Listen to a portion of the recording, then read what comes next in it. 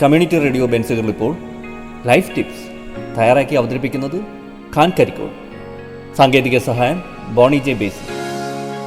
Life ടിപ്സിലേക്ക് ഏവർക്കും സ്വാഗതം. ഞാൻ ഖാൻ കരിക്കോൾ. ഐക്യു എന്താണ്, എങ്ങനെയാണ് അത് കണക്കാക്കുന്നത്? മനുഷ്യബുദ്ധിയുടെ ഒരളവുകോലാണ് ബുദ്ധിലബ്ധി, അതായത് ഇന്റലിജന്റ് കോഷ്യന്റ്. ഇതിനെ ചുരുക്കി ഐക്യു എന്ന് പറയുന്നു. ഒരേ പ്രായപരിധിയിലുള്ള കുട്ടികളുടെ ബുദ്ധിശക്തിയുടെ അളവെടുക്കുമ്പോൾ ശരാശരി സ്കോർ 100 ആയിരിക്കും. ഇതിൽ നിന്നുള്ള വ്യതിയാനം ആണ് ഇതിന് കണക്കാക്കുന്നത്. ശരാശരിയിൽ നിന്ന് താരതമ്യേന ബുദ്ധി കുറഞ്ഞവരോ കൂടിയവരോ ആയിരിക്കും മിക്ക കുട്ടികളും. ബുദ്ധിശക്തിയുടെ അളവ് പഠിക്കാനും ചില ജോലികൾ ചെയ്യാനുമുള്ള കാര്യക്ഷമതയും കണക്കിലെടുക്കുന്നതിന് ഐക്യു ഉപയോഗപ്പെടുത്താറുണ്ട്.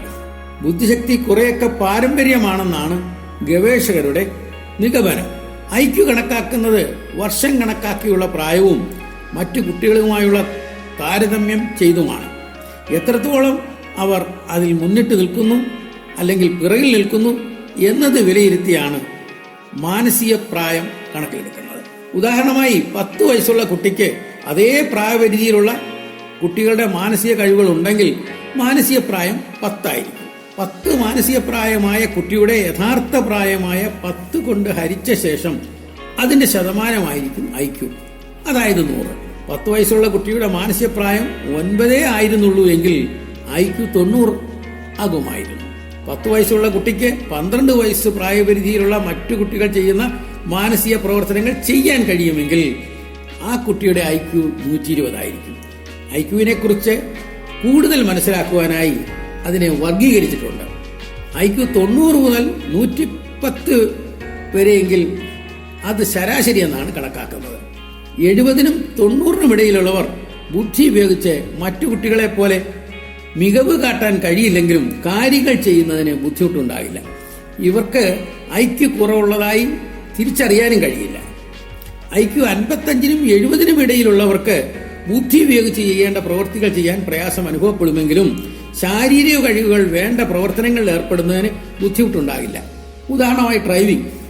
110നും 120നും മുകളിലുള്ളവർ ഉയർന്ന ബുദ്ധിശക്തിയുള്ളവരായിരിക്കും. 120 മുതൽ 140 വരെ ഉള്ളവർ പ്രതിഭാശാലികളായിരിക്കും. ഐക്യു കുറവുള്ള കുട്ടികളുടെ പ്രത്യേകതകൾ എന്താണ് എന്നുകൂടി നമുക്കൊന്ന് നോക്കാം. ക്ലാസ്സിലെ മറ്റു കുട്ടികളോട് ഇടപഴകുന്നതിന് ബുദ്ധിമുട്ട് ഏർപ്പെടും. എല്ലാ വിഷയങ്ങൾക്കും ഒരുപോലെ മാർക്ക് കുറയും. ക്ലാസ്സിൽ നന്നായി പഠിപ്പിക്കുന്നുണ്ടെങ്കിലും മനസ്സിലാക്കിയെടുക്കുന്നതിന് ബുദ്ധിമുട്ടായിരിക്കും. നിസാര ചോദ്യങ്ങൾക്കുള്ള മറുപടി പറയാനോ എഴുതാനോ മറ്റു കുട്ടികളെ പോലെ ഇവർക്ക് എളുപ്പമാകില്ല.